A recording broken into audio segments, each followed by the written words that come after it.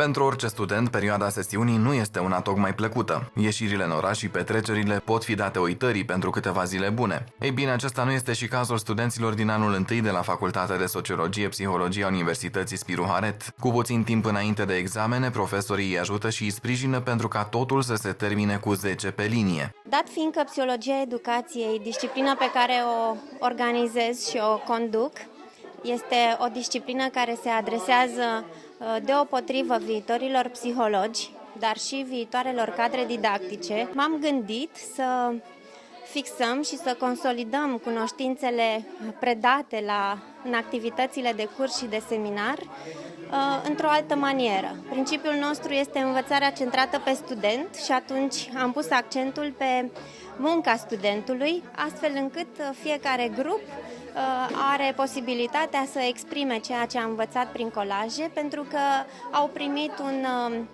o temă de interes din psihologia educației. Dacă mai ieri eram în plină sesiune de comunicări a studenților și masteranților facultății noastre, astăzi ne pregătim de sesiune de examene.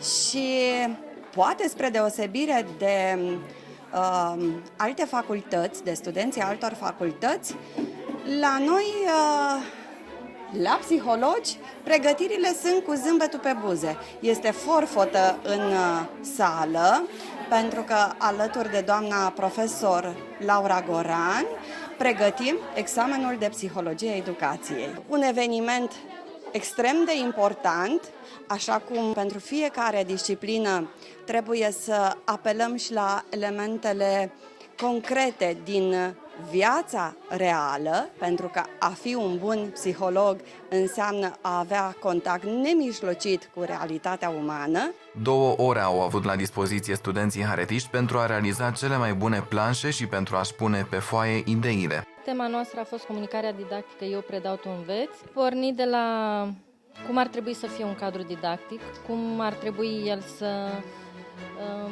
se raporteze în relația cu elevii, cum ar trebui să transmită informația și atunci prin poze am pus niște și cuvinte, niște caracteristici care le considerăm noi că trebuie să le aibă un cadru didactic, să transmită informația, să aibă o vocație pentru ceea ce face. Noi am avut tema când copilul spune nu.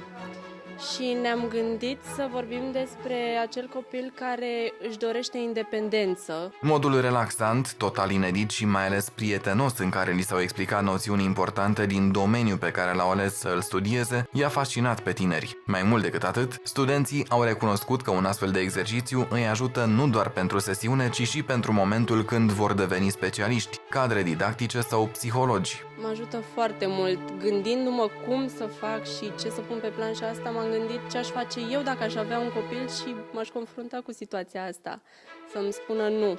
Am lucrat în echipă, fiecare a venit cu idei, cu ocazia asta ne-am și consolidat tema, deci clar ne va ajuta pentru examen.